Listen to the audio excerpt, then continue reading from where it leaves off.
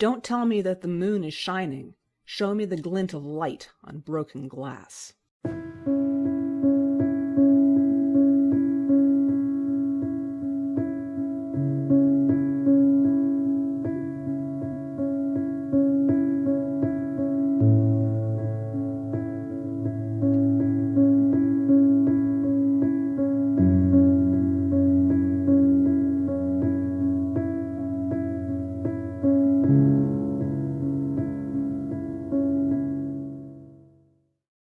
Hello and welcome to Shining Moon, a speculative fiction podcast, episode 1.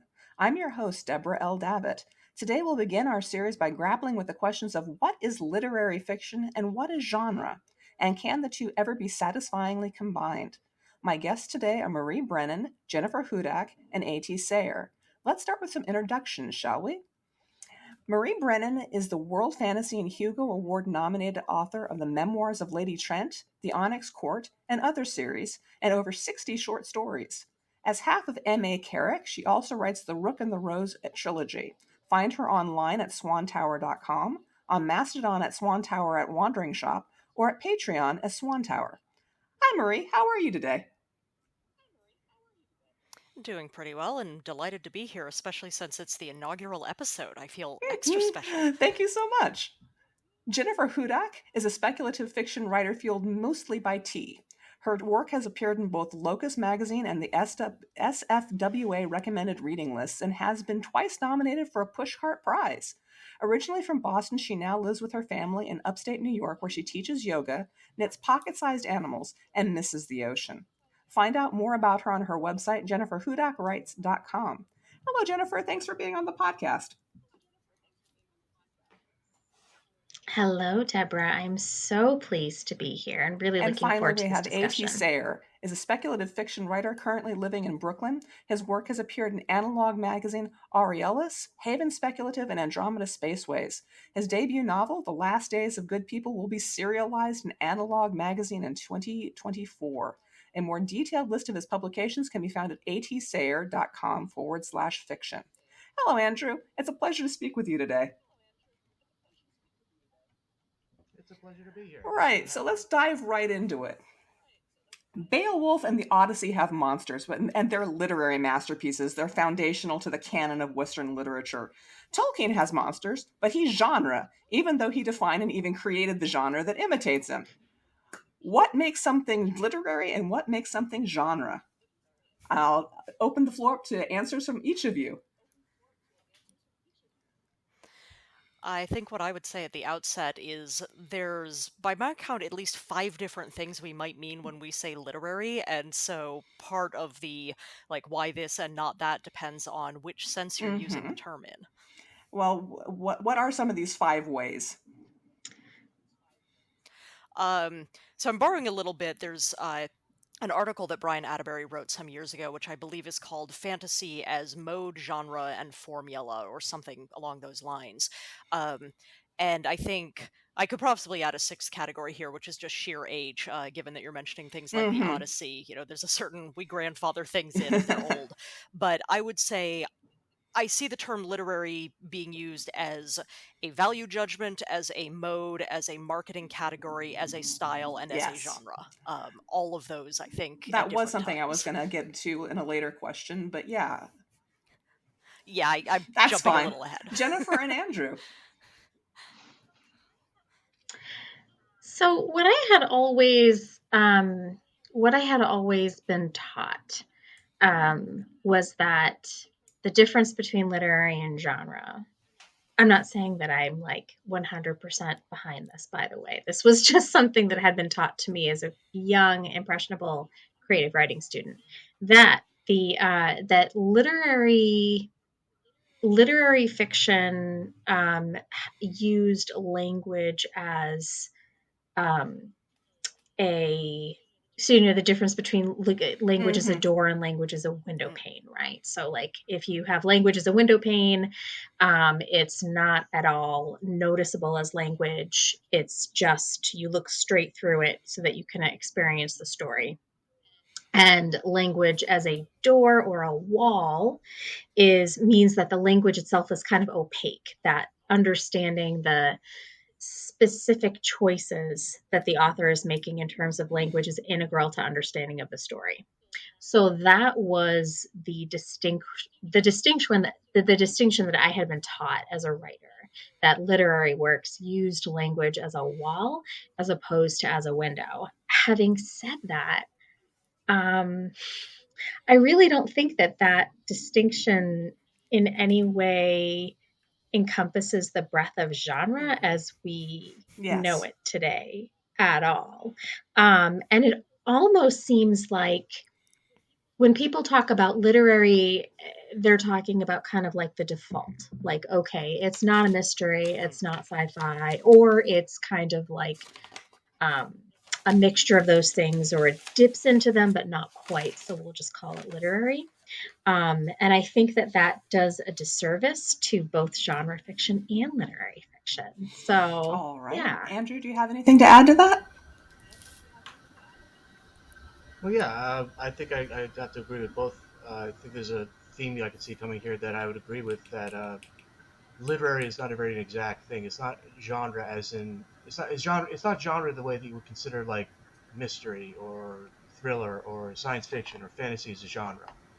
I've always kind of seen literary to be more about the intent of the person who's doing the writing, what their intention is behind what they're doing. If they're just going to be writing something that's purely cookie cutter, right by the numbers type of thing in a Western, that's not going to be literary as such. Literary is more about what you intend to do, what your intentions are of your piece. And I totally agree with Marie when she was saying that there is different. It's the words being used many different ways. That like because I don't know why it is, but it seems that literary is something used for what I would generally call general fiction, or general or non-genre fiction. Because the things that most all four of us generally write more often than not are in a genre or another, whether it be fantasy, dark fantasy, horror, science fiction, or they're under the giant umbrella of speculative fiction. That being said, I don't think any four of us would actually say that what we're doing is not literary. Well, that I would say that everything. I don't. I mean, I've read everybody here. At least, not everything, because there's other people I like to read. But I would say that all four of us think that what we're doing is literary, right? But they're in genre. I mean, it's not like it's not. It's just it's a very, very poorly organized type of terminology. The terms are very poorly organized. Yeah. I can see that Marie wants to sort of hop in with something here, so I'll make some space. Yeah. Yeah, I mean, I think when you say that, none of us probably think of our work as not literary, and actually, Andrew, what you said about if somebody's writing, a cookie cutter paint by numbers Western, I think probably very few people actually think of themselves as, okay, I'm just going to fill in the paint by numbers. From the perspective of the writer, everybody thinks they have some kind of interesting idea that they're pursuing. And this is where we get a bit into that literary meaning value judgment, because that's one of the ways it gets used, and I think it's the least useful sense of the term, in particular because then that gets very quietly or not so quietly wedded to assumptions about what styles of writing, what modes of writing are the worthy ones. I will say that when I was coming up through high school, there was a distinctive moment when my teacher sat us down with two short stories from our collection, and we were told make a value judgment about which of these is the best. And one of them was The Most Dangerous Game, and the other one was something I cannot remember the title of because it was so boring. And so and we were all expected to say yes, the one that I can't remember the title of is obviously the better of them, because The Most Dangerous Game is obviously it's just written to excite you and tantalize you and get you to read the next word, and that's all that is to it. But I'm sitting here 29 years later, and I can tell you the title of The Most Dangerous Game, and I cannot tell you the one that we were supposed to find as the most valuable literary piece.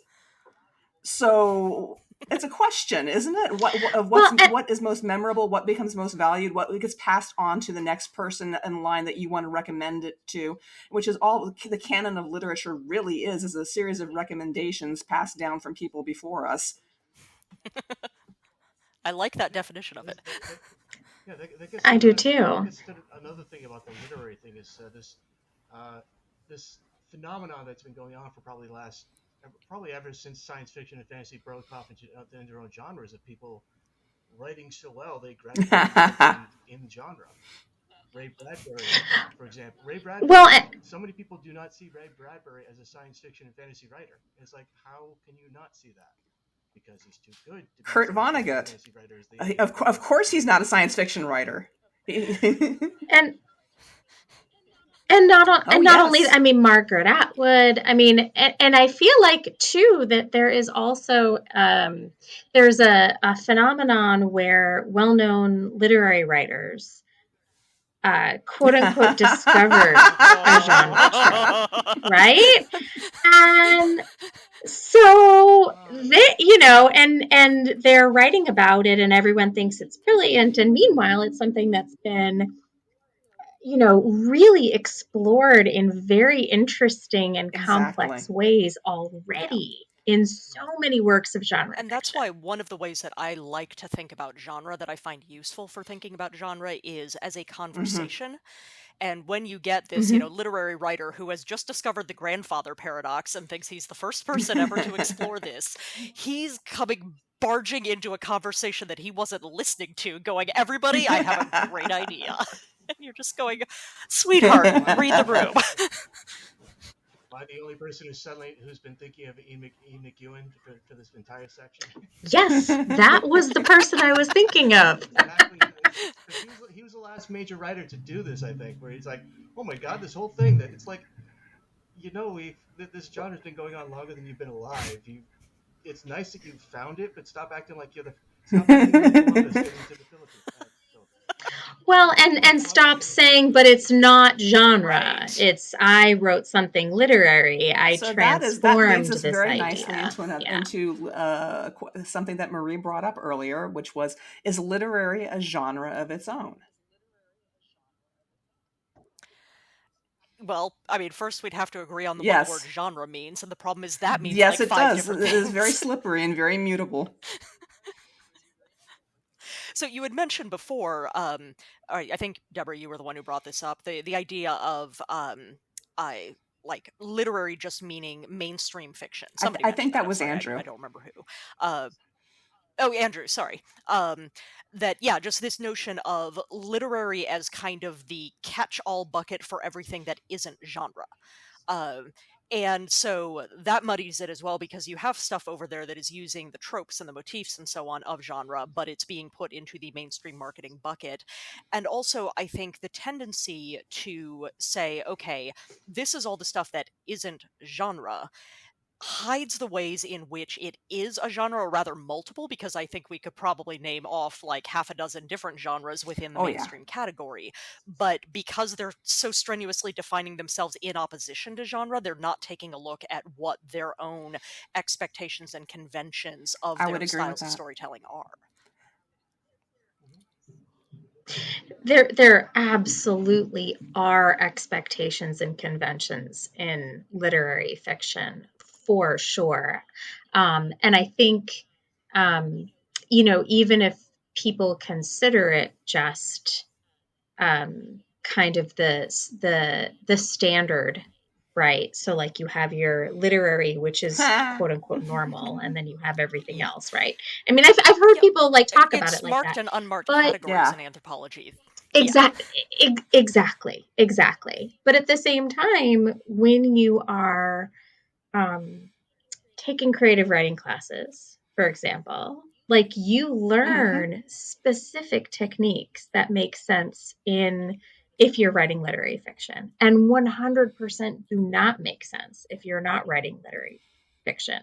So I think I do think it makes sense to think about literary as a genre. Even, I mean, obviously we have no clue how we would define it, but I almost feel like it does both genre fiction and literary fiction a disservice not to think of it as its own genre. Can you name an example of what you get taught that you think doesn't necessarily make sense outside of it? Because I haven't taken those classes, so I'm always curious what gets taught in them.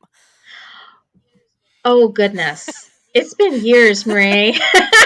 But for sure. So very much, discussions of, I remember, and this is a long time ago, but I very much remember discussions of paring language down in like until you have eliminated every adverb, every adjective, every helping word. And I'm saying this like I'm not mocking it. I mean, there is a style, right? There is a certain literary style, which, I mean, you think of Hemingway, right? It's like very, very sparse language. Amy Hempel is another example, whose writing is amazing, very, very sparse and spare.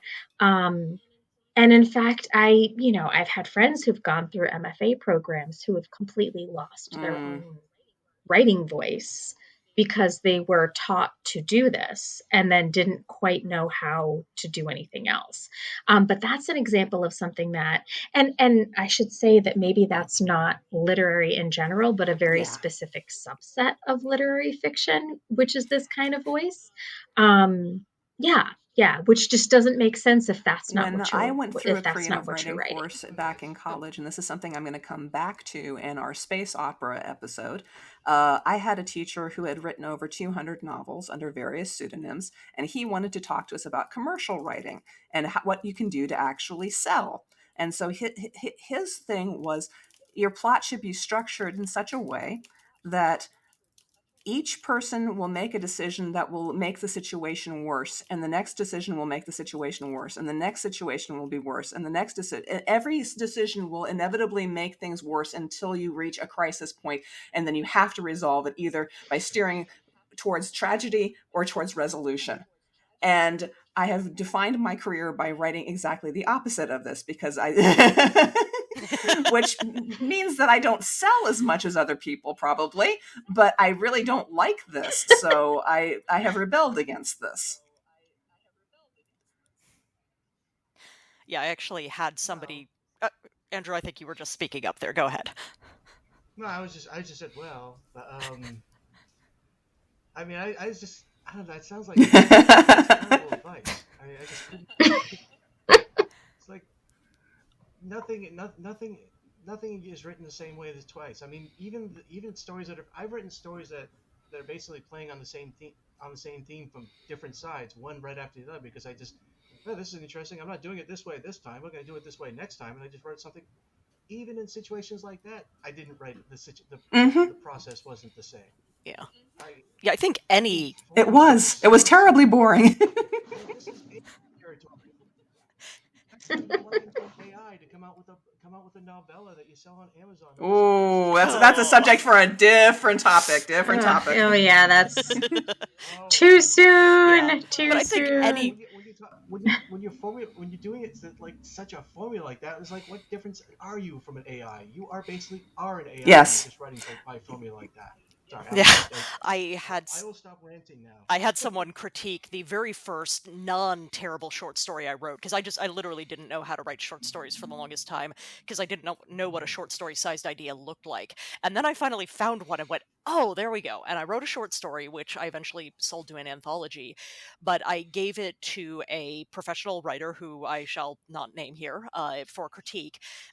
And she came back basically saying, this isn't a short story, because in a short story, the character needs to be struggling against an obstacle to achieve a goal. They need to try a thing and fail, and then they got to try something else, etc. And my story was much more the tale of someone being told, you must do this thing, and then she learns some more things about it, and then at the end she winds up in a bind where kind of none of the choices are good, but she still has to act.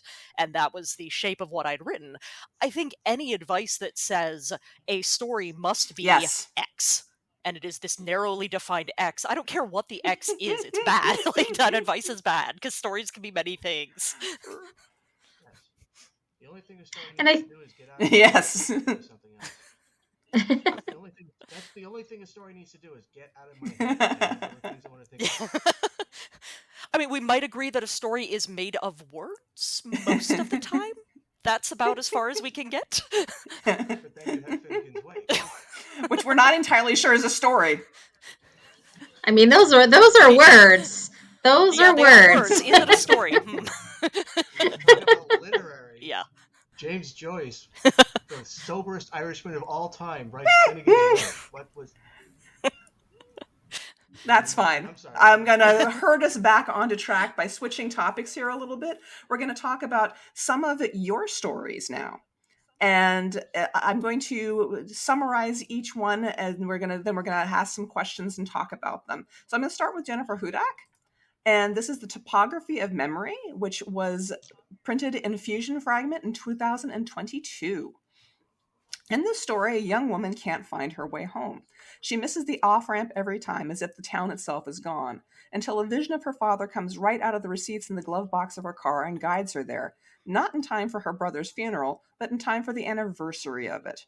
We feel the pain and the loss with her, and we plunge through layers of memory, the chuckles candy, the little details of memories like her little brother tripping and cutting his lip. The fact that this is an unreliable narrator, that this is a somewhat unlikable narrator, I would ask you, how hard is it to write a character who isn't likable and yet is the protagonist? Is this a literary trope?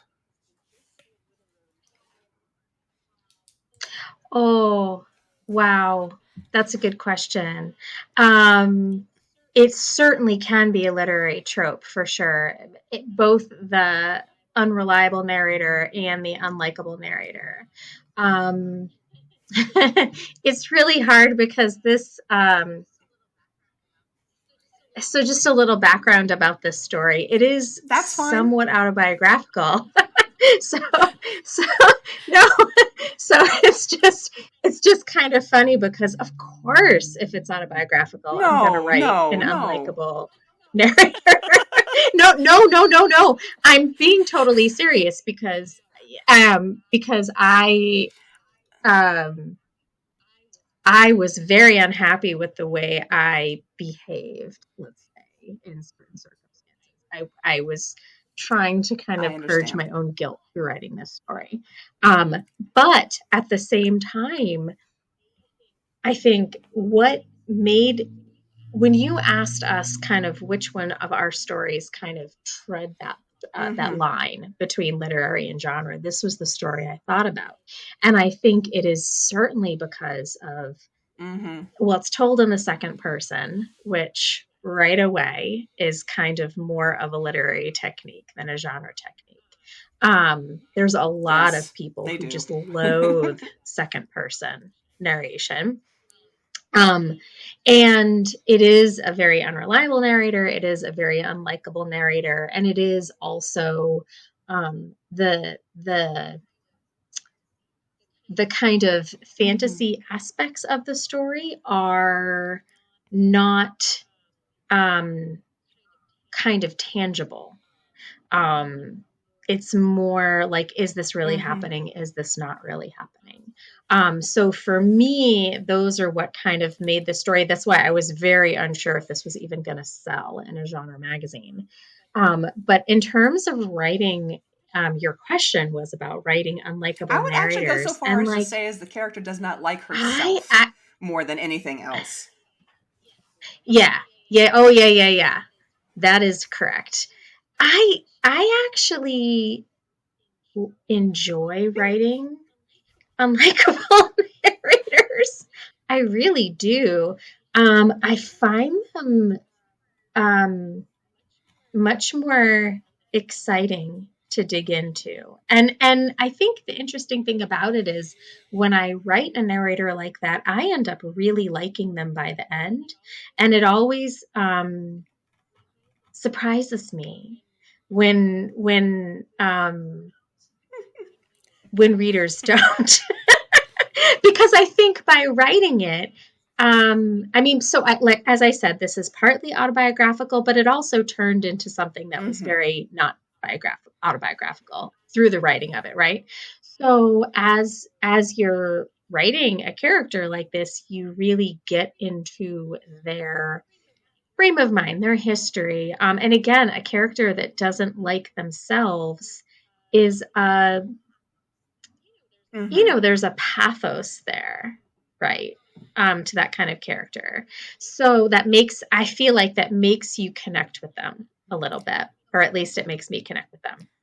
So I almost feel like writing unlikable narrators is almost easier to me in some ways than writing likable narrators. Just because I feel like people are messy. Most people are messy. And so I like the mess. I like digging into the mess a little she bit, certainly even if it's grows my by own the end, mess. which is a lovely thing to see. And Mm-hmm. it's something that not every short story has. So I wanted to really point out that she has a catharsis moment, and it's very classical. And when she emerges from it, she's had her epiphany and she's able to move on with her life, which is another lovely thing to see. I don't often get to see that in many spec stories that I've written or read, rather. And I think that's true too. I mean, I think that is also, I mean, coming from, because I am originally from a literary background, that coming from a literary background, I really had to be taught how to plot. That was not I mean, it's still not a strength of mine. And it was definitely not something that I really focused on when I was studying and writing literary fiction. Yeah, Definitely more about the catharsis, as you said, kind of the emotional arc rather than the that's plot kind of one of the arc. things that I think of as being characteristic of either literary as a style descriptor on a particular genre or literary fiction as its own genre is that downplaying of plot in the conventional sense, right? Every Mm-hmm. story has events that happen in it, but the less a story is driven by exciting incident and is more just kind of following that character arc or the theme or whatever, that is one of the things that marks literary to me. Most definitely. And I think that was one of the hardest transitions for me, moving from a literary background into the genre field, was learning how to um, make friends with plot, I guess, in a way that I hadn't before. Yeah, yeah. Because I also feel like there's plenty of examples of genre fiction that focus on character more than focusing on plot. Maybe more so now than back in the 1950s and 60s. Definitely. And certainly in flash fiction, there's a lot of examples of almost Yes. prose poems in flash fiction, right? Yeah. Yeah, it makes me think of a bunch of Theodore Sturgeon stories from the late 60s and 70s that got the style to them. Like, the man, was it The Man Who Lost? I can't remember. He actually wrote a second person story, which is amazing. It's one of my favorites. It's, for the life of me, I could not remember the name of it right now. The Man Who Lost the Sea. That's what it is. Yeah. I have not read that one. I'm Really going to have to look that one up. It's one of my favorite Sturgeon stories. Right. We're going to move on to one of Andrew's stories, which is The Angles, which appeared in Andromeda Spaceways in 2019. It's a story in which time and space become disjointed for a pilot suffering from brain damage from too many jumps through rips in gravity known as the angles. The story begins with a cognitive test for concentration and slowly shows the way in which the pilot's mind is slipping between times, with characters talking to him when no one could possibly be there, and so on. In this story, nothing is at first what it seems, and the narrator is strongly unreliable. We're left at the end with an objective reality that we still have to question, however. So I'm going to ask you a couple of questions. The first is about the ending, because I found it as a reader sort of frustrating, because I wanted him to escape. I wanted him to make that final jump. Do you agree that the ending can be read in more than one way? Are we supposed to take objective reality at the end as the truth? Well, it's entirely possible that he does actually survive at the end. I mean, it's not the ending I was going. It's not the ending I meant. I was I was fully going for the fact that Matthews is well, he dies. He dies at the end. He goes. I actually honestly think the the angles is you hit these sort of small rips in space and time created by the gravity pull between planets. And if you hit them at a right angle, you can go through a sort of like a wormhole and end up someplace else in space and time. And it's the way that human beings travel, and these pilots had this special talent that allows them to be able to do this. But if you do it too long, it basically ruins your mind and basically makes you unstuck in time, and you basically experience time in a non-linear way. I I mean, honestly, that's just in case you guys. But yeah, I always kind of said like at the very end of it, he's getting chased because he's been found that he has so much brain damage they can't let him do it anymore. But he sneaks off and takes one last trip, and he gets caught, and he flees into a gas giant planet because he thinks he sees an angle down there. And the way I think of it, he doesn't actually see an angle. Mm-hmm. It's just wishful thinking on his part, and he just basically flies his spaceship straight into the planet and All dies. right. And but you can take it to say that he actually does escape. He finds a special angle and he gets away. Okay. But that's not what I meant. But I have to say, I I just don't know love if the reader is. how I'm sorry. how unremittingly just like Oh, smeared yes. together time was in that story.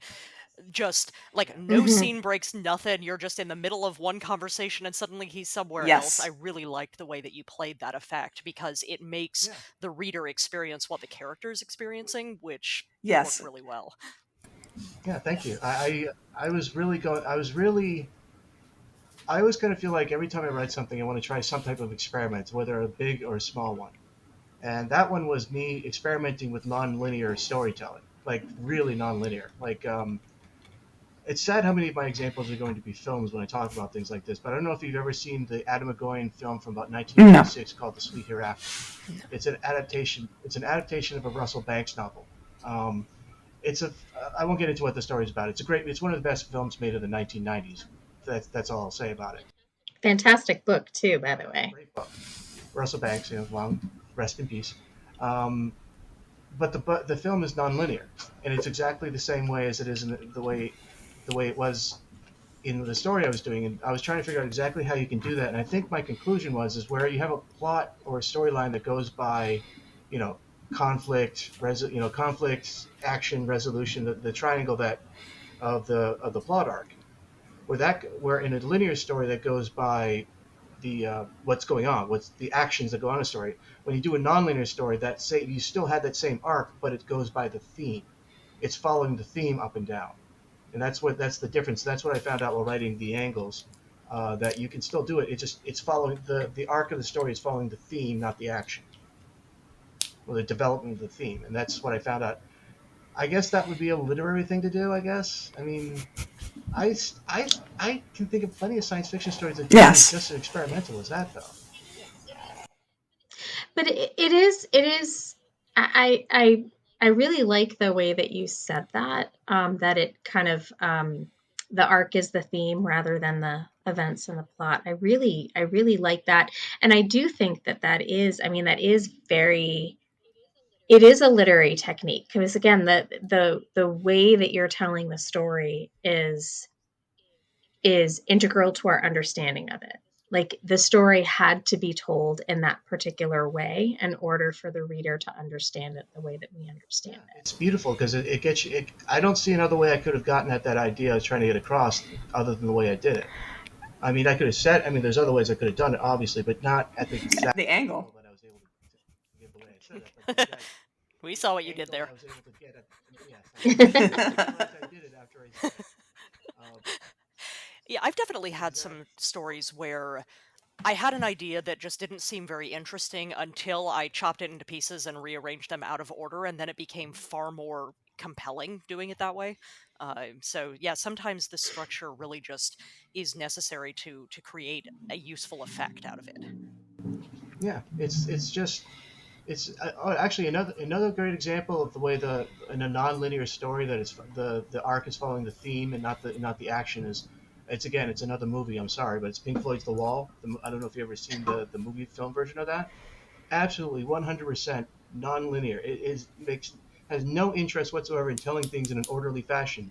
But the idea of the film and the idea of the concept album goes goes it goes on the arc by the theme, and like everything adds something more, not the progress of the story. I don't know if that made any. I'm now thinking, I wouldn't call it a literary novel at all, but I Oh, loved Diana yes. Wynne Jones' books when I was growing up. They were Yes. very formative for me. She's got one called Hexwood, which, when she passed away, I did a reread of all of her fiction and was like blogging about it. And when I got to Hexwood, my comment was, I don't remember if I've read this one before. And then I read it and went, no, I think I would have remembered the one where Diana Wynne Jones wrote an episode of Doctor Who. But at the end of the book, my feeling was, Nice. this book has an unreliable narrator, and that narrator is time. Time is the unreliable narrator here, and I think I need to read that book again to make sense of it. I do have one question I want to ask though about. I mean, just one more thing on the angles. You say that the narrator Matthew's the main character in it Yes. is an unreliable narrator. Yes. Even, but it's a third person story. Do you think you can? I've always felt that unreliable narrator. You can have it as a third person. You absolutely can. Yeah. It depends on how tight the third person point of view is. But if you're doing a limited thing, then you are limiting yourself to what that character perceives. Then I think as reality is dissolving around him, he is fundamentally unreliable. Everything that he says and does and thinks is unreliable until you hit that moment of objective reality as this ship is being smeared across Jupiter. And then, even then, I was sort of wondering whether or not I should be able to question reality here or not. So I was a fascinating story. I really loved it. Yeah, I was always so very proud that of how well that one came out. That's actually, it's I wrote that about 5 years ago. It's probably about 40 stories ago. It's still one of my favorites. One of the favorite things. We're going to move on to Marie Brennan's story now, and this is At the Heart of Each Pearl Lies a Grain of Sand, which appeared in Sunday Morning Transport quite recently, right? Was this a 2023 story? Yeah, that was Very just nice. a few months ago. It is told in the style of 1001 Nights, as if it were an old Islamic fable. This is the story of three half-sisters, each of whom has a tale unremarkable by the standards of the fantastic times that they lived in, and the last of whom, who marries the caliph, makes him swear never to ask her to reveal her story, which is unremarkable even for our times when it is revealed. But the great secret is the grain of sand in the caliph's pearl. The fact that his wife has a secret becomes a source of serenity to him, oddly. But nothing fantastic has ever happened to her, she claims. Not even though the brother of her intended husband killed her betrothed and sought to marry her. It didn't come to pass, and she's lived a life of peace and harmony for all of her years. I am so unremarkable. I am so not out of the ordinary, she protests by the end. So, what stories inspired you to write in this style? So this is deliberately based on a specific story out of the 1001 Nights. You actually get sort of a summary of that tale in what I wrote, because it was interesting to me that if I'd been writing on a European fairy tale, I probably could have made this story much shorter, because I could have assumed that a larger percentage of my audience would already know what I was talking about. But I'm writing for an English language audience. It's not one of the best known stories out of the 1001 Nights, and so I felt like I needed to kind of recap it. But yeah, there's this whole thing about, the disguised caliph goes to the house of these three sisters who all, have these weird stories behind them, etc. And it mentions at the end that it gives you the story of what happened to the first sister. And yeah, it's all these crazy things like you get in the 1001 Nights. And then you get the story of what happened to the second sister in the same.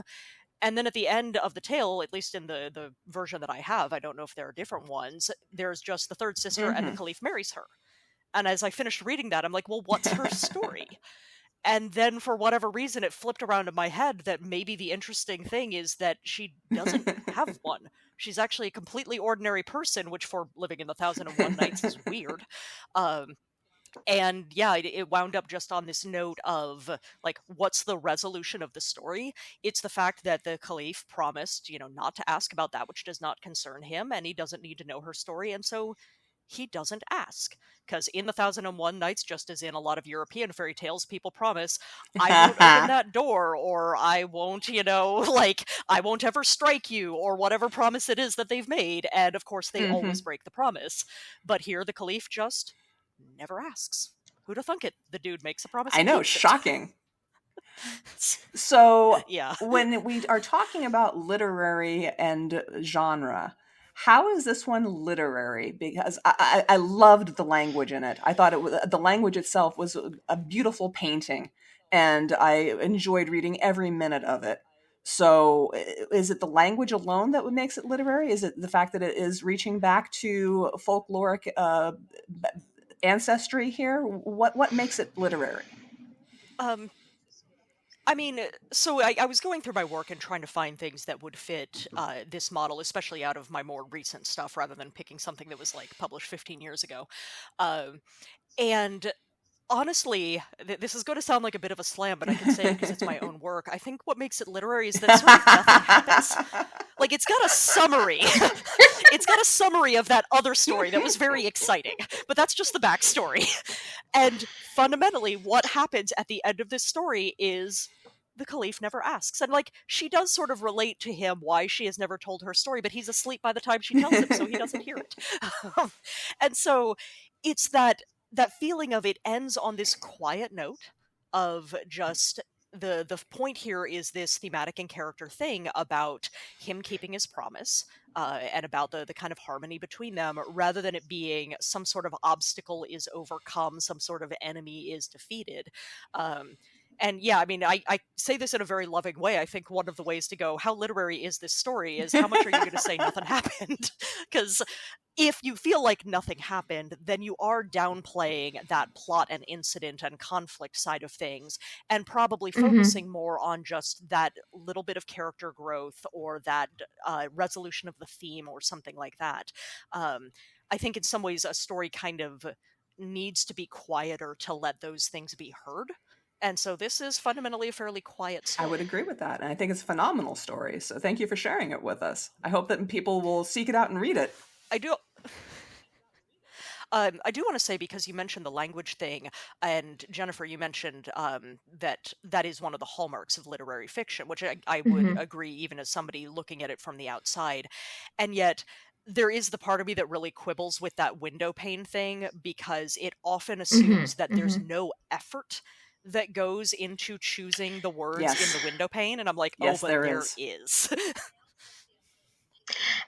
And I also feel like it's hard to write a story in which the language is not calling attention to itself. I mean, it is a skill that I do not possess. Well, especially I would say anybody who's ever taught writing, especially like to beginning students, you will see that yes, being able to write clear, readable prose that is not going to distract you from the story is a skill. My background is in technical writing. After I got done teaching at the college level, I left academia, and then I was a technical writer for 17 years. So writing clear, understandable prose is one of my goals in life. It even transmits to my poetry. I always want to be able to make people understand where I'm coming from. I don't want to obfuscate. My writing isn't a riddle, and I'm just as happy that when people understand it, and then people don't understand it, and I'm like, I have failed. But we're going to move back to Jennifer Hudak again. This is The Weight of It All. It appeared in Fantasy in September of 2022. Issue 86. You should totally check it out. A ghost slips from body to body until it finds itself trapped in the body of an anorexic young person with severe body image issues, who clings to the ghost, trapping it in her increasingly frail frame, until the ghost manages to free itself and reach out through the body of one of the woman's friends, fostering connection between them and hopefully the urge to live. The story is lush in its detail with regards to the mental condition and to food. I love the descriptions of babka and things like that. That made my heart happy, grounding us firmly in the weight of an alien body and its destruction. And this is where I come back to something that I was going to ask about earlier, which is literary and realism, because and all of your stories, you seem to focus on realistic detail to ground us in reality, and then that allows us to accept the more slipstreamy effects the more speculative effects that much more easily, because we trust you as a writer that you've grounded us. We're firmly enveloped in the embrace of this body that is trying to slip into disillusion on us, and it's a wonderful thing. So I wanted to ask you, how much research did you do on anorexia to get the details as right as you did? Because it's definitely not glorifying the condition. It is a really heavy read, and it's a heavy read in many respects. Yeah. So once again, this was autobiographical in some ways. Okay. So I do have an eating disorder. And so many of the descriptions were absolutely 100% from my own experience. However, I also talked to, I ran this story by a lot of other people who have experienced eating disorders, because everyone's experience is so different. And I wanted to not have this just be, I didn't want this just to be my story. I wanted this to be, I wanted to kind of detach from this a little bit personally. So I actually did, and this gets into something interesting, is that sometimes the things that you know the most about, you actually have to spend the most time researching, because it's so easy to get so trapped or to get myopic in your own way of experiencing something, your own way of looking at something. So I actually did do, I wouldn't say I did research like as in book research, but I did a lot of talking with friends of mine who have various different kinds of eating disorders to, and then I had people sensitivity read this as well, to just to make sure. It's tricky. I feel like it's tricky writing an identity piece like this, with so many concrete details. And I knew it wasn't going to capture everyone's experience for sure, but I wanted to make sure that it didn't strike anyone who had gone through this kind of thing as too easy. I think that was my main concern, was that the resolution at the end, I wanted it to feel earned, and also not complete, right? It's not that it's not like you don't get better immediately. And that was the one thing. And my first draft of this actually, which I wrote for a contest actually, but my first draft for this story was, it ended quite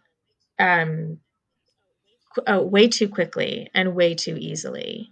And I had people look it over who have also had experience with this kind of thing, and they were just like, no, this is not what would happen.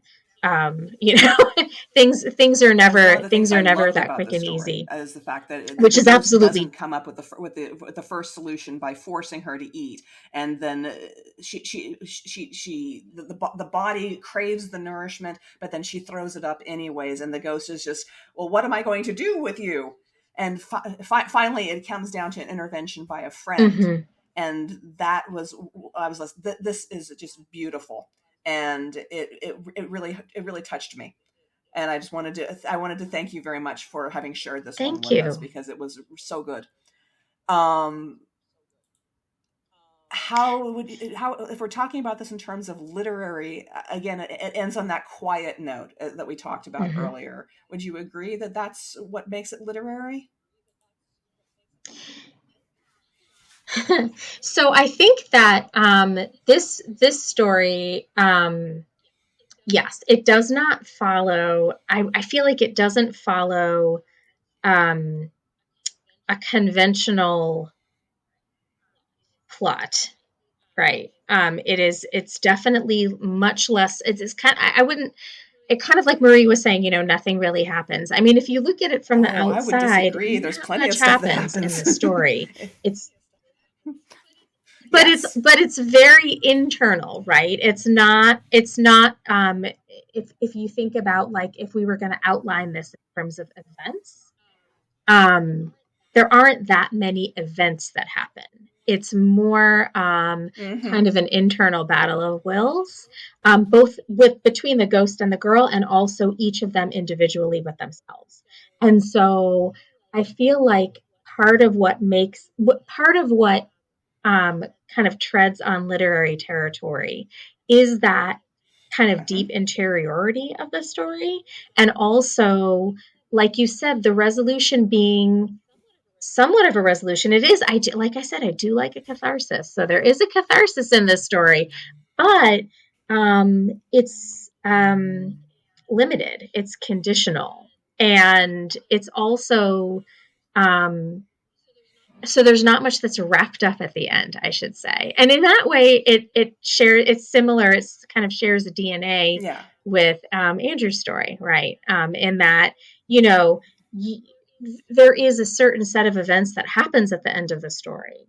You also kind of, you are left as a reader wondering, what's going to come of all this for both characters, for both the ghost and the girl. And if there's something that I like more than a catharsis in a story and an unlikable character, an unlikable narrator, it's an ambiguous ending. I love an ambiguous ending. But I also, I do feel like those you see those more in literary fiction. Actually, that segues beautifully into talking about one of Andrew's other stories, which is Playtime Analog 2023. And it has a very ambiguous ending. And I wanted to ask about that. But first, I'm going to summarize, and then we can talk about it a little bit. A computer tech oversees holographic suites for young children and is asked to adjust the fairy godmother program to more closely resemble the mother of a pair of twins so that they will bond more appropriately with their mom instead of only bonding with a babysitting program. One of the programmers suggests that the kids aren't being done any favors. They need a little adversity, otherwise they won't be able to handle real life. The lead programmer suggests that he doesn't think that these rich kids will have any problems, leaving the story on a really ambiguous note. So I wanted to ask you about how you came to write this one, and why did you end it on that note? Is it sort of a sidelong slam at they're not going to have any problems, they're rich, or what is this? Well, this one's actually kind of interesting because usually, I mean, I don't know about you kids, but every time I write a story, I don't know. Two random thoughts were floating in my head. They kind of, through accretion, built into something, and I just happened to notice one day. But this one actually came with a very specific memory. I was watching a TV commercial for Disney. It was like for Disney Resorts TV commercial, and they had this one moment with this little like 9-year-old girl is like leaning on the counter up at the concierge. There's this woman, and she's working on the pad, and just behind her you see fairy wings just flop out and say flap for a minute and go back in, and like apparently the kid's the only one who saw it. I was like, so yeah, they're just going to be pampering to this kid completely, totally. And that's where the idea for the story came from. Is like they're pampering to these kids, and it's like the ending is supposed to be very ambiguous. Why are we worried about pampering these kids when we pamper their parents just as badly? I mean, that's basically the point of the story. Do you really see it as being that ambiguous? I always kind of thought that was kind of a little on the nose, or maybe like a little. Well, I found it ambiguous, but I that's just one reader. Okay, because like I mean, I always kind of wonder about this one. It's like, I'm not an expert on families. I haven't even had a second date with anybody in like 5 years, so I'm not really sure I should be the one talking about people and their relationships and their children. But I'll say what seemed. Ambiguous isn't quite the word, but even reading this in preparation for, I knew we were going to be doing this conversation on literary versus genre, I still sort of had the baked in genre expectation that something was going to happen with the request to change the program. And so I think the ending of the story, like, I don't even mean abrupt, but that's the closest word I can find for it. There was a little bit of a feeling of, oh, we're ending there, because genre brain, like, we are trained by the genres we read to have certain expectations, and because most of what I read is less on the literary end of things, I'm like, he's been asked to change the program, and because of that, nothing. We're not even going to go there. Like, that's not the point was of the probably story. that's probably why I'm finding it ambiguous. Is probably because I felt that something else was going to happen. Yeah, I mean, well, yeah, I mean, I suppose if you're doing the story like more in genre, for lack of a better way of saying it, it's like evil more than good, something like that. But no, I mean, this is kind of a thing I seem to do every once in a while with my stories. It's just like this. I get just like what was saying earlier about nothing happens. Basically, it's a story with no big plots, no big stakes.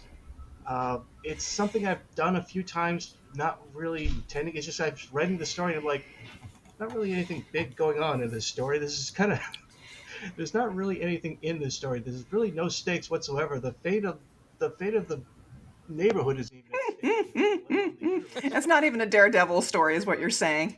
I like the story. No, it's like the fate of the, it's not like your grand's the fate of the universe. It's like the fate of the theater isn't even at stake in most of my. And yet, the fate of these kids and what they're going to grow up into without any adversity in their lives is at stake. So I do think that there's stakes in this story. Well, sure, but they're just going to grow up to be their parents and just be spoiled by a different group of people. All right. I mean, that was the whole idea. The ending scene where like he's standing in the corner waiting for his bus while he's watching the rich people and like the concierge and his helper just taking all their bags into their truck while they're just standing there watching him do it. But yeah, I don't know. This one's literary to me because of the low stakes. Because like you don't usually. Maybe that's one of the distinctions between a genre and something that's literary is the stakes don't necessarily have to be all that big in something that's literary. Yeah, that's the idea that counts. That's part of what I think I'm getting at when I talk about like the relative downplaying of plot in the sense of like incident, that exciting things are happening, but also I think that as Deborah pointed out, there is something at stake here, which is like what those kids are going to grow up into, and what feels to me like it's on the literary style kind of corner is the fact that the story is ultimately about no change happening. That a lot of the stories in science fiction and fantasy, we expect that by the end something will have changed.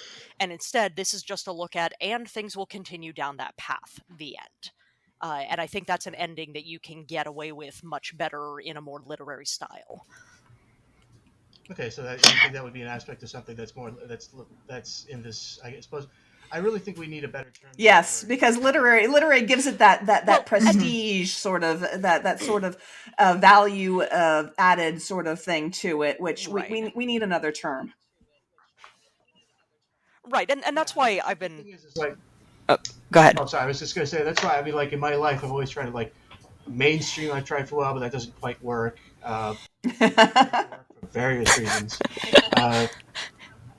General doesn't work because it's a little demeaning, and I don't want to have like a distinction that's demeaning to it. It's just like it's non-genre is about as close as I can come to what you would call it. Well, and that's why I've been trying to use, when I'm talking about this specific type of thing, literary style, because like I said at the beginning, literary can mean a bunch of different things. And we do talk about there being literary fantasy, literary science fiction. And so like that as a descriptor to talk about certain stylistic qualities, I agree that it would be helpful if we had a word that didn't then imply the value judgment and the MFAs and like all the other things that literary can mean. But it's the word that we've been using historically. We're sort of stuck with so, until somebody comes up with we need a catchy alternative, but we don't have it yet. We got to force everybody to use non-genre because I think that's about as good as we're going to get. Well, a genre called non-genre. But I think like if you started talking about non-genre fantasy, non-genre science fiction, like that's a contradiction in terms. And so it's things which are genre because there are science fictional and fantasy elements in them and so on.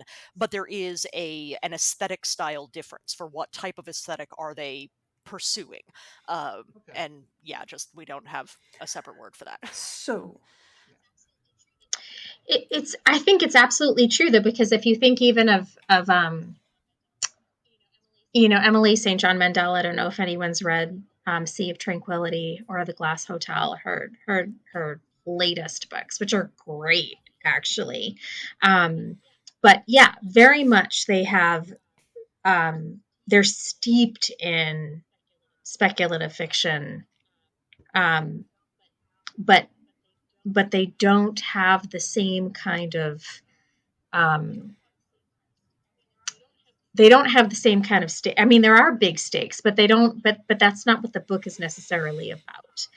It's not about the resolution of those stakes. It's not about something happening and things being different at the end. And I keep thinking, Andrew, when we were just talking about your last story, I keep thinking about the famous Hemingway story, Hills Like White Elephants, which I don't know if any of you have read. Awesome. Yeah. So Hills Like White Elephants is it's a short story with a man and a woman sitting at a cafe. Yeah. And they're having a conversation, and they're not talking about the thing that they're actually talking about, right?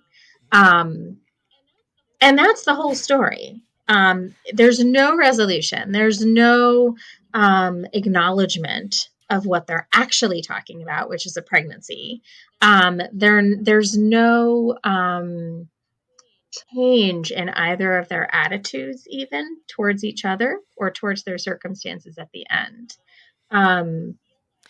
But I feel like in the same way that your story does, the reader comes away from it with a deeper understanding. Yeah, I like that. Yeah, I what guess, I was of the notion that what changes is the reader's understanding.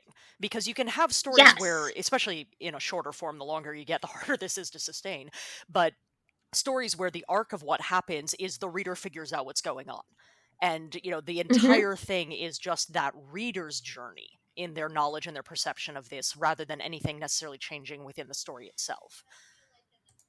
That's interesting. And I feel like in the same way that story Playtime, just like you, Marie, I kind of was primed to expect something to come of this. And I don't think that I was imagining something going wrong with the coding, but I was thinking like, oh no, like what is going to be the result of this change in terms of the children, right? In terms of their relationship with this kind of AI nanny. And the fact that wasn't what the story was about, that it was about something totally different in the end. I think, that was the story, is our change in expectations. Interesting. Yeah, I like that. That's good. All right, we're going to... I honestly, I don't think I've looked. I don't think I looked at it. It can be fascinating hearing other people discuss your work as you go, I never thought of it that way, but you're right. That is what I did. I'm taking credit for it now. Hey, you've been compared to Hemingway. That's not a bad place to be. I know. That's really good. I had one thing one time. I mean, just as a really quick side note, I was sent something out, and I was like, I need comparisons to give to agents, because apparently I'm supposed to be able to know these comparisons, and people kept telling me, like, well, your book, it's kind of like it reminds me of the Martian Chronicles, like. Exactly. Just keep that for a rainy day. To our next segment, in which we're going to talk about a story that's not one of ours. We were talking about Glass Moon Water by Laura Niehoff and Diabolical Plots. It just went live this past month, so you can find that very easily. And this is a story in which very little happens, but it's still transfigurative in a lot of ways. It is grounded in realism and detail. And in the story, very simply, a group of children want to be able to go to the pool and swim, but they can't because there are ghosts there. And their parents are trying to keep them away from the ghosts. So they sneak out at night, and none of them drown. None of them become dead. None of them become ghosts. They just swim in the pool and the moonlight, and that's it. But they remember it forever. Yes. Mm-hmm.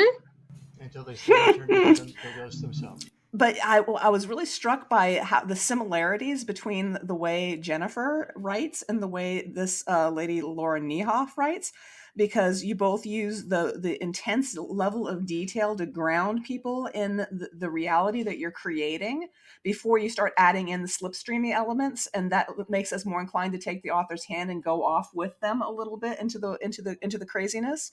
There are details like Kool-Aid being drunk and used as hair dye, sprinklers being used instead of the pool, and then yellowing scraps of paper on the community bulletin board left by the dead, incomprehensible to the living. I was just really amazed by the story. It was really good. So, what do you guys want to say about it? Well, I also think that the details that are so specific and so grounded also make the kind of sudden introduction of the dead people, right, as she calls them, even more startling, because you're kind of almost lulled into, I mean, at least for a person of a certain age, right? This is definitely the details spoke to me 100%. But you're lulled into almost a nostalgic kind of view of childhood, and then to kind of have that speculative element, and there are not just any speculative element, but ghosts are, I mean, I actually, kind of saw them of just, she says, swimming with the dead, are that the dead are in the pool. And so that's super, super startling, especially when put in conjunction with this very lazy, nostalgic view of kind of summer childhood.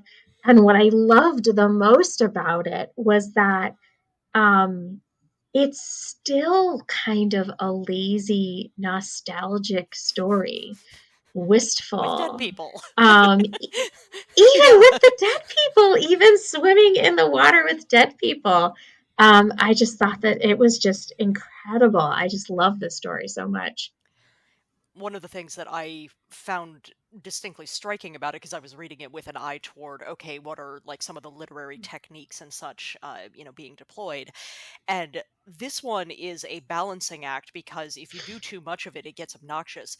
But the repeated invocations of Mm-hmm. Kool-Aid in a bunch of different ways, of like the Kool-Aid mustaches and using it to dye their hair, and our breath is Kool-Aid sweet, and so on. And it keeps coming back. I actually just searched, and there are 6 references to it in the course of the story. Mm. Uh, which you need to have enough that this repeated motif actually comes through as a repeated motif to the audience. But if you do it too much, then the reader's sitting there going, yes, I get it, the Kool-Aid is like a metaphor for something. Fine. And it just gets so obnoxious if it's overdone. All right, now we're going to go ahead and segue to a reading from Marie Brennan from her story Oak Apple Night. Yeah, so this is one, just for a little bit of context, it's actually technically connected to a novel series of mine, The Onyx Court, but very tangentially so. The Onyx Court is really just historical fantasy where there are fairies underneath London. This one doesn't take place in London, but it is historical, and it's got very adjacent stuff in it. So I consider it as part of that setting, but not really directly connected to the novels. Um, I'm going to skip over the beginning of it, because I want to get to the part where, in as much as anything happens in this story, something happens. Uh, so, just for context, it is the 17th century, and this girl, Joan, is being taken, per family tradition, out to the Royal Oak one night. The Royal Oak is the tree that Charles II hid in after the Battle of Worcester, when he was hiding from the forces that were hunting him. And then, after he left the tree, he ended up fleeing the country. So she's been brought out there by her family, who were part of helping get him out of the country, but it's some years later now. And late at night, she goes and she walks up and she puts her hand on the tree. Something stirred beneath her hand. Joan leapt back with a muffled shriek. The trunk of the tree was glowing. Not the cool distance of moonlight, but something warmer and more vital. She backed up another step, 2, and a stag stepped out through the bark of the tree. Its antlers branched magnificently, rising to gleaming points. powerful muscles flexed and eased, rippling beneath its hide like silk. The stag towered above her, could have trampled her without a second thought, and Joan was afraid, but also not, for she knew in the marrow of her bones that this stag was the noblest creature on earth, that against its enemies its rage would be terrible, but with a faithful subject it would be as gentle as a doe, as a king should be. Tears pricked in Joan's eyes. Such a beautiful and perfect thing, lost because of the weakness of one man. Her hair blew into her face. The wind was picking up, carrying with it the thunder of hooves, the baying of hounds. Distant now, but approaching fast. She couldn't not turn to look. She didn't want to, but the animal fright of prey at the scent of predator forced her around. They didn't ride along the ground like ordinary hunters. Instead, they were up in the sky, riding a path of moonlight, leaping clouds like hedgerows. Strange creatures, gleaming with their own light, and at their head there was a man with antlers that branched like the stag's. But in him there was no doe-sweet kindness, only the merciless glory of pursuit. The wild hunt. Joan clamped her hands over her mouth as terror splintered her heart. That sight promised nothing but death. They would chase this stag, pursue it around the world as it fled, and in the end it would die. As it died every year on this night, when it rose from where King Charles II had abandoned it, torn to pieces, only to rise again. The stag took a step toward her. In the radiant depths of its liquid eyes she saw a plea. She was a faithful subject. Would she not help? Would she not throw herself in the path of the hunt, raise her feeble defense against them, buy time for her sovereign to escape? She reached out one trembling hand and laid it on the stag's neck, feeling the warmth against her skin. A warmth that would stay with her for the rest of her life, like an accusation. "I'm sorry," Joan whispered. "You're beautiful and glorious, and you don't deserve this. But we can't live up to you. Nobody can be perfect enough. In the end, kings are just men. They bleed and sleep and fear like the rest of us, and some of them are stupid or weak. Even the best fall short. And if we can't be what you need, then we have to find something else." Then she stepped back, her feet tracing the familiar ground without need of her eyes. She made herself watch as the stag sprang into motion, as the howling shadows of the wild hunt went tearing past, as the shining beauty beyond any human's reach fled into the night again. Only when the air had stilled did she go back to her grandfather. "Did you see?" he asked, stirring awake. "Did you understand?"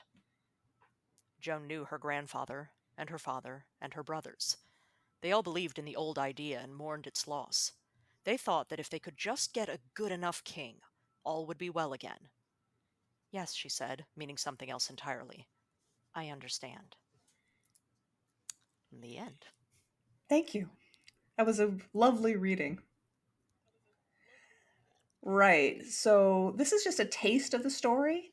So this is pretty much a alternate history, which you'll be on a later date. You'll be back for alternate history. Thank you for being on again. What do you want the audience to take away from reading it? Do you think of this as being literary fantasy or historical fantasy, or do you find it being both at the same time?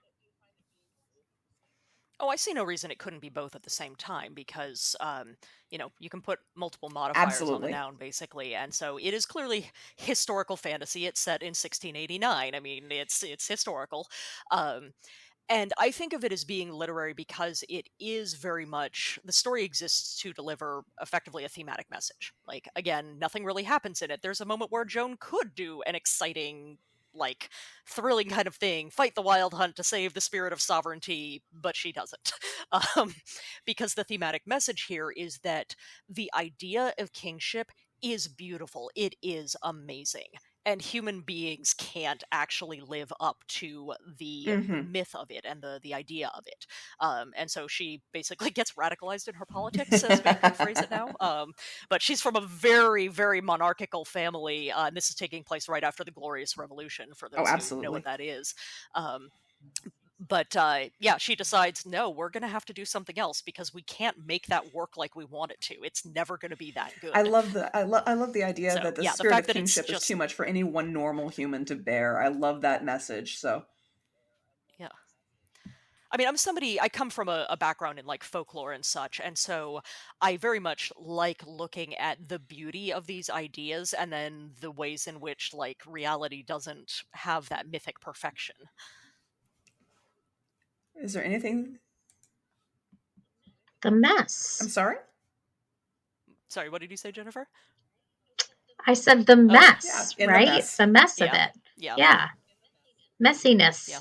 Messiness. It's great. Well, yeah. that is probably where we're going to wrap it for the night. Thank you all for having agreed to be on the podcast. It was a pleasure talking with all of you.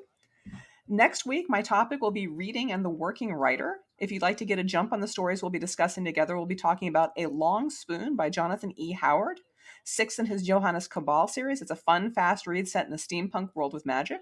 We'll also talk about Give Us the Swords by Carly St. George, which appeared originally in Kaleidotrope, and The Year of the Rebellious Stars by Tanvir Ahmed, which appeared first in Translunar Traveler's Lounge. My guests will be Chloe Smith and Brian Hugenbrook.